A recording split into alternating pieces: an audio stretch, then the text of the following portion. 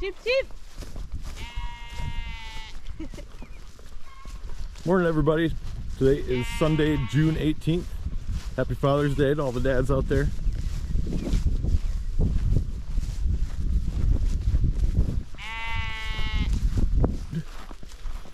Hit that subscribe button for more farm-like things. We're gonna take care of the chickens this morning and probably just put you guys somewhere.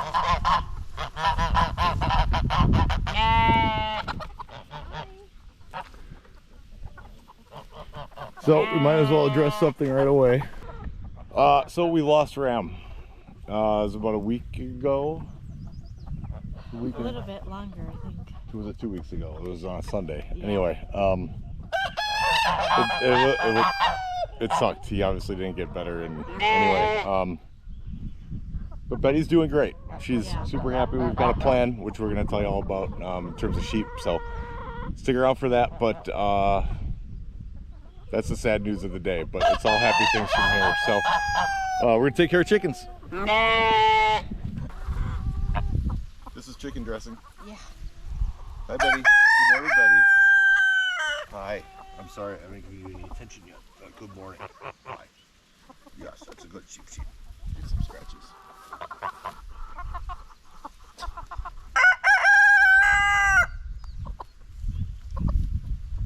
Hi, Betty.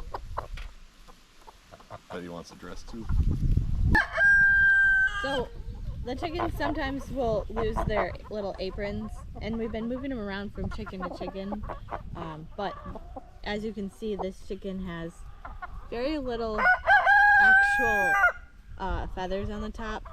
So that's why we're putting these little kind of dresses or aprons on them so that the other chickens can't peck their feathers out. They have a chance to grow their feathers back.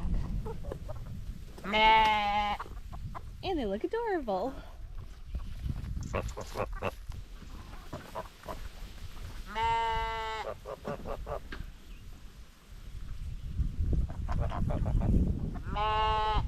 Sheep, sheep, sheep. Good girl. Come here. Sheep, sheep.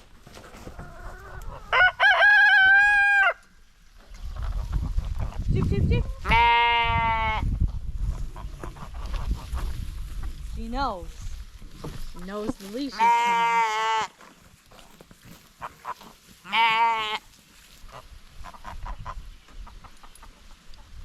Oops.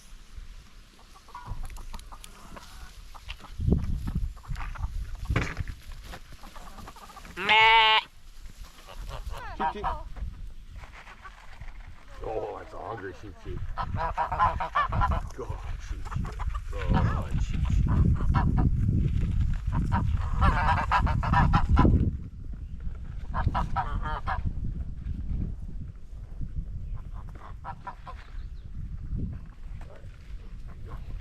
Shut up. Something we've been doing to just kind of keep up the chicken health is we have 2 waters. I think that one's like a 7-gallon one, and this is about a 3. We've been putting apple cider vinegar in here. The chickens drink pretty much all of this every single day, and they do not drink the 7-gallon one as much. So we give them a free choice of ACV water if they want, and they choose it. So maybe it's something other people could start on their farms.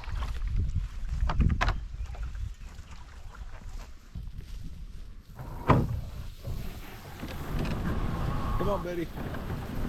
Cheep, cheep.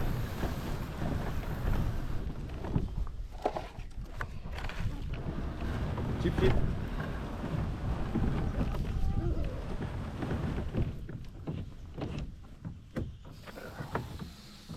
Go ahead, sheep, sheep. I'm in jail. They make me wash chicken waters in jail. This is Mary in jail. It's electric. Our geese make our waters very dirty, so about every other day I do a good scrub, but every day we'll rinse them out and give them fresh water. But there'll just be like dirt and grass and goose mouth things all up in there, so it's kind of the goosey regurgitation station. yeah. it's weird what they do with it, but it makes it real stinky. So here's our feed bucket. We soak our feed with water. We're gonna need more water. Yeah. I've been filling that thing all the way. So we just upped our feed a little bit for what somebody might find this information useful. We're doing about 8 quarts of dry feed per day, and we've got 26 chickens and 2 geese, and that's what that takes care of. And that seems to be kind of the happy spot. We were at 6 and we upped it a little bit because they're a little bit more active in the summer, and egg production has been good there too. So we're gonna keep it there for now. But anyway, somebody might need that. That was 8 quarts, 26 chickens, 2 geese. And we're doing an egg layer mash. Yes. An organic, non-GMO egg layer mash. So that's good information too to know. Because we get a really good price. I think it's $18 for a 40-pound egg. Hopefully that's in focus. Looks like it is. Yeah. Anyway, that's that. Good stuff. Highly recommend. So, yeah, for today we're just gonna kind of show you what we've been up to for the last week, 2 weeks or so. Have fun watching me wash water. Yeah, we're gonna wash waters for a minute, and then we're gonna do a garden tour. We're gonna do just kind of a quick recap on a couple other somewhere between minor and major projects that we have going. So, yeah. Wash away, honey. Wash that feed.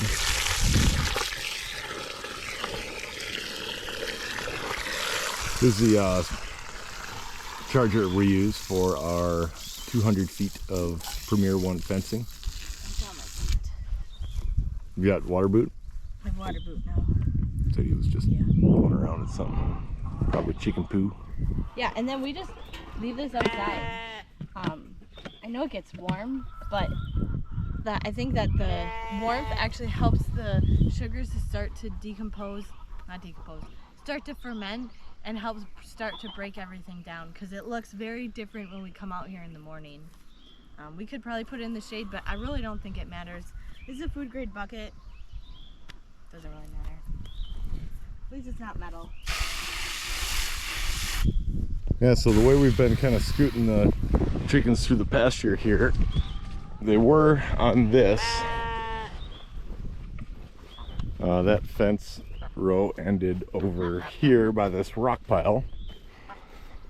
So there's a fence here, and then kind of our procedure has been go in and mow after the chickens come through, because we've only had weeds standing after they come through. So I don't know, that just seems right. You can't have weeds shading out grass. So hey, Goosey.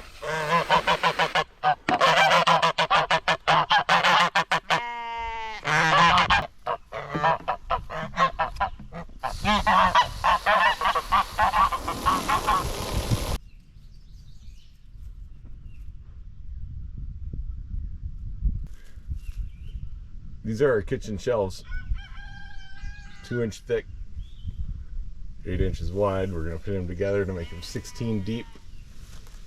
Thank you, Dave. Thank you, everybody.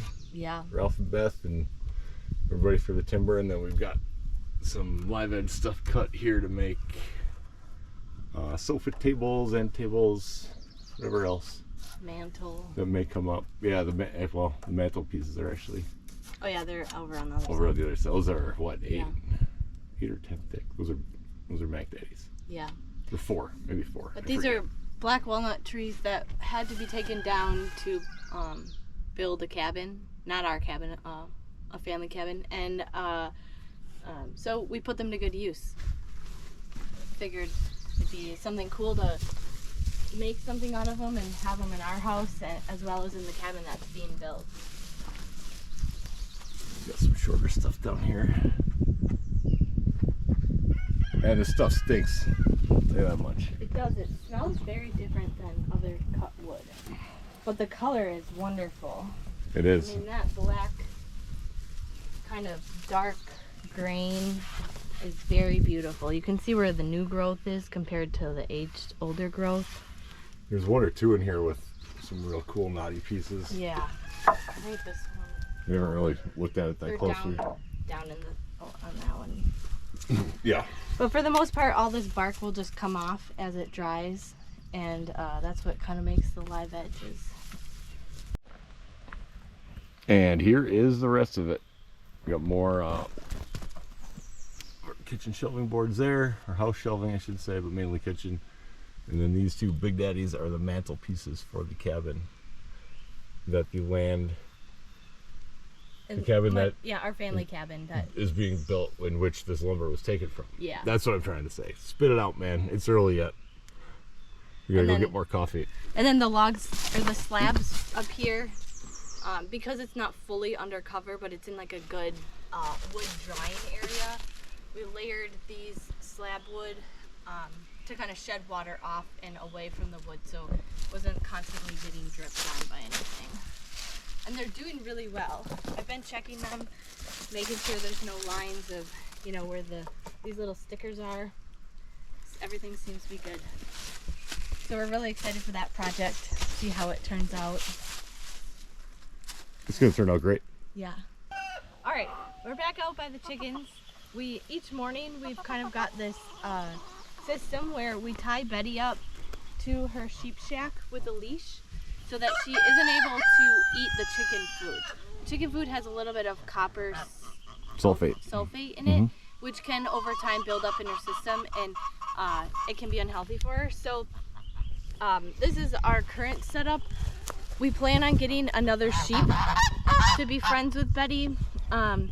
She has become very affectionate and very tame. So one thing that we learned with this is, while it's not super healthy to have only one herd animal like a sheep, if you do and you have them in a place where there's other animals like chickens and geese, they feel like they're part of a flock or a herd still, and you're able to give them a lot of attention. So it's worked out really nicely for us, because we're going to use Betty as a milk sheep. And our plan is to get another sheep in the next couple of weeks, so we won't leave her alone by herself for too long. But she loves being pet. She sleeps near the chickens. She runs around and plays with the chickens and the geese, and she's overall very happy, and I think very healthy. She eats every day, drinks water. And yeah, so each morning we feed the chickens, tie Betty up, and then come back out anywhere between 1 to 3 hours later and let Betty off, and then she's able to roam around the enclosure for the rest of the day, and that's just kind of her tie-up time. When we get another sheep, we'll probably split the paddock into two using some hog fencing that we have. So we'll just have two paddocks, and then we'll rotate that fencing kind of in the center so that we keep them separate. Or we might tie them up similar, so we're not really sure. But for right now, Betty's super happy and very healthy. Yeah, it was unfortunate that we lost Ram. We had initially thought that he was getting better, and then one day he just went downhill really quickly, and yeah, he died, and we buried him here on the land, and overall I think he had just been sick for a while. He didn't grow as quickly as Betty, and just signs that we probably should have picked up on but didn't know, because it was our first time having sheep. And now we know, and we've talked to a number of people about it and talked to the vet, and feel a lot more confident with having sheep, and really want to move forward with having a herd and using them for milking.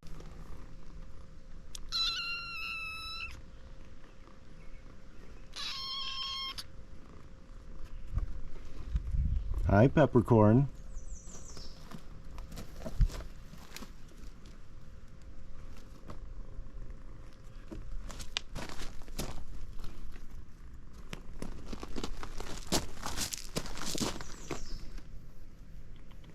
Hi, Pumpkin.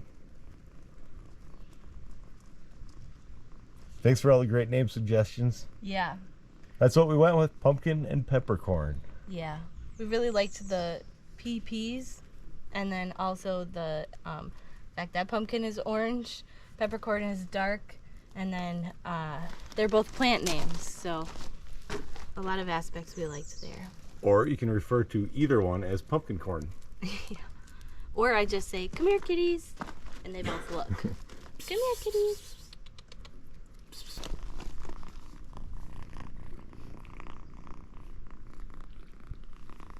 Right. And Pumpkin purrs all the time. Every time you pick him up, he starts to purr. Peppercorn, not so much. She likes to purr once she gets settled.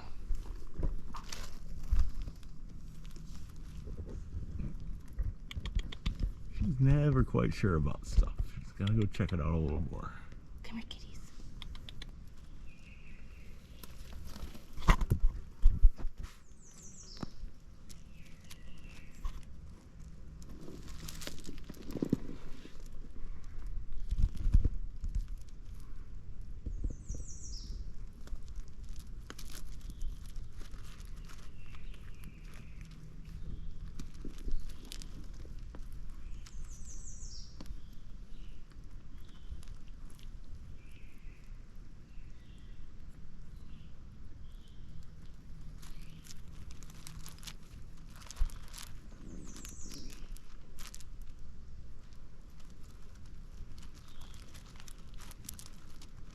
Kitty Smackdown 2023.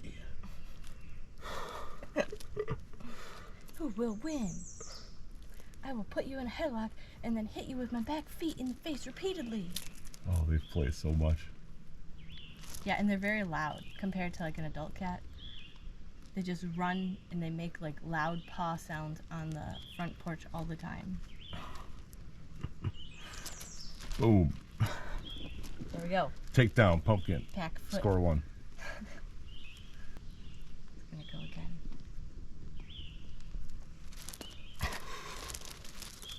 Oop, I got chased. Bye. Bye, Felicia. Kitties being kitties.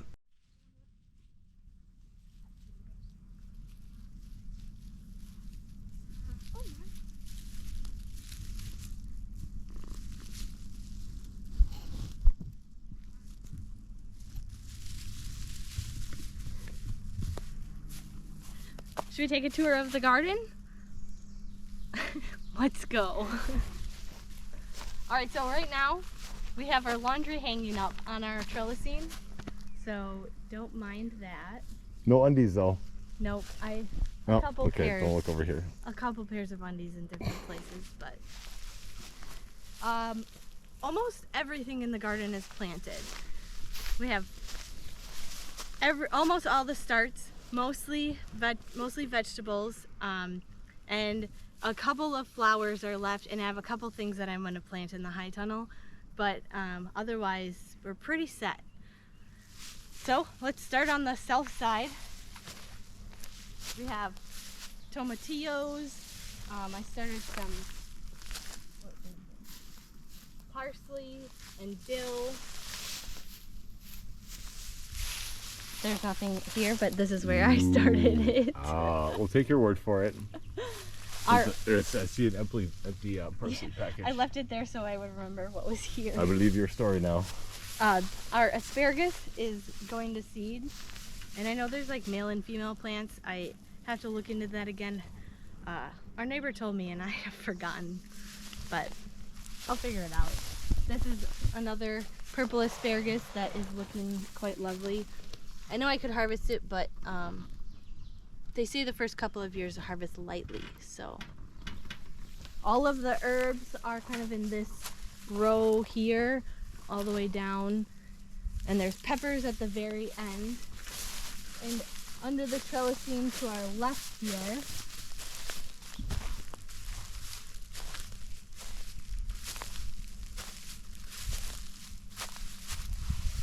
is tomatoes. Lots of tomatoes. Lots and lots of tomatoes. Mostly tomatoes for canning. I went with mostly red tomatoes, whether they're like Wisconsin Chef or Amish Paste. And then in between the tomatoes, I staggered little basil plants. So to utilize more of this bed, I thought I'd companion plant a couple of things and see how it goes. And a lot of these basil starts were really small when I put them in, so they are looking good. And what didn't you put a raw egg underneath each? So at the bottom of each hole, I dug the hole extra deep and then put one raw egg at the bottom and buried the tomato plant start on top of that, so that as the plant grows, the roots will come down and they'll crack the egg, and they'll utilize the calcium from the shell to keep the end rot away and use the nutrients from the egg to grow bigger. You know what else is good is all the calcium coming from the old toenails coming off this bathroom rug. Oh gosh. Let's see, what else do we have? Oh, this is my St. John's Wort plant. This overwintered. So last year it was very little. I started it from seed last year, mulched it heavily last fall, and it's looking lovely. So I have to look up what exactly to harvest from it, but I'm pretty sure it's flowers and leaves. You dry them and you can make tea or take them as like a herbal supplement, and it helps to like calm anxieties. I have little nooks of herbal things everywhere. Can't remember what this is. This is sage, I think. I lost the labels for some of them, so now I have to re-identify them and guess. Okay, on this row over here, we have potatoes. Well, these 3 rows actually. So these 2 are your normal yellow Yukon, white Yukon, and your red potatoes. And then this row I did sweet potatoes. So I did a little short of those, started them from slips and up potted them, rooted them, and now they're in our garden. What do we got over here? Over here we have peppers. Peppers. And we actually have some little peppers. Ooh, peppers. So, second week of June, we've got peppers. This, I have to dig and find the marker, but I want to say this is one of our green peppers. So I did mostly sweet peppers. We're not huge hot pepper fans, but I did do a couple of cayenne so we can make our own cayenne powder. Yeah. And we also have lots of, a lot of raspberries. Planted 2 rows of raspberries from starts that we got also from our neighbor. Thank you. And we have a couple blueberry and blackberries. So blackberries here, and then blueberries here, and here. Those we got from the store, and some of them are not doing the best. So we'll see. I have some weeding to do, but you know, these ones are probably just sad. Maybe. They're blueberries. Oh, yeah. Our bees seem to be doing great. I added the honey super on top of the larger hive, and then put the queen excluder in there. And they've started to build some comb at the bottom of their frames, and I was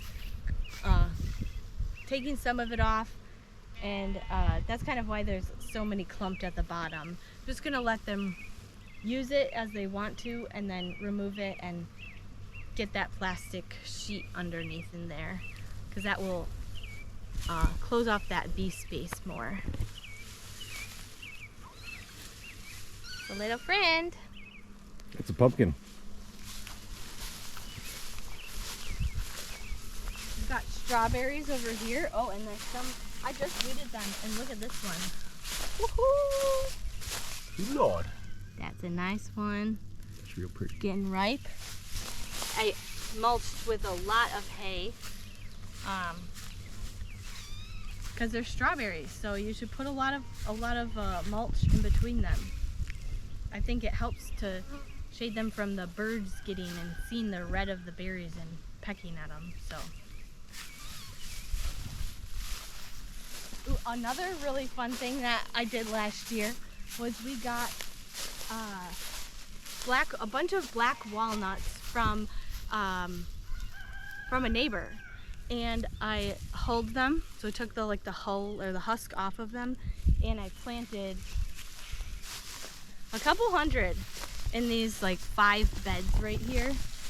And I wasn't sure what black walnuts looked like when they would first pop up, but essentially they're all these little kind of broader leafed plants, and they have a very nice light pink color when they're really little, and I think it's very beautiful. Yeah, there's what, maybe 30 to 50 in here that came up so far? Yeah, and they're still popping up. Yeah. Like you just stepped on one. Oops. Like Sorry. This one's struggling a little, but yeah. I'm gonna come in and pull the rest of these weeds and then mulch it, and we're gonna have a little black walnut patch. Mm-hmm. And I'll pot them. We can plant them around the property, and I'll sell some.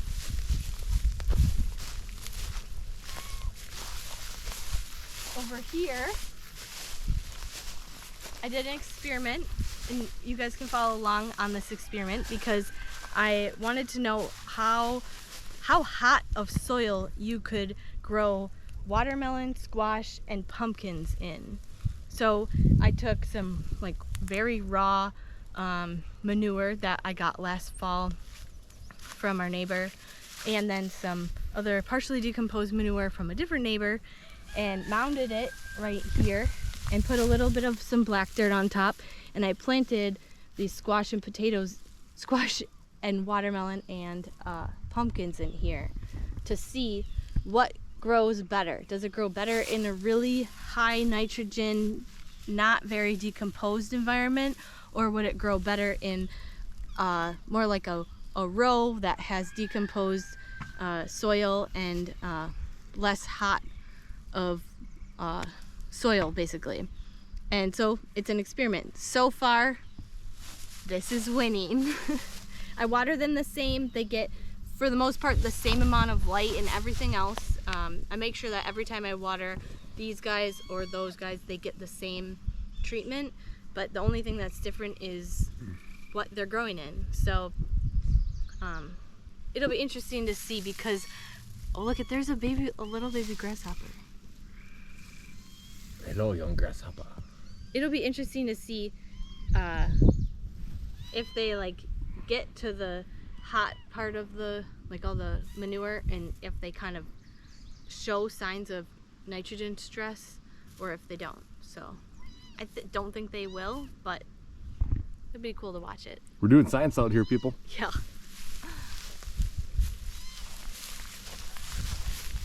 And on these trellises that have all of our bath towels, we've got beans and peas, and a number of these peas are very close to being able to be harvested. The beans are a little stressed. I don't know if it's because of this bug that is eating some of it, or if it was from the like colder weather when I planted them. Like, this was an original start. Can you see my fingers? This was an original start, and then these I planted from seed. So the original starts were really stressed for some reason, and if anyone knows why. Yeah, so the peas over here are looking really nice. They're tasty too. Some of them are very close to being ready. We probably could pick a number of them tomorrow.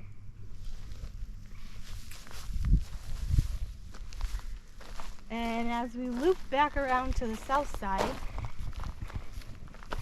we've got cabbage and just more cold hardy greens, some kohlrabi in there, lettuce.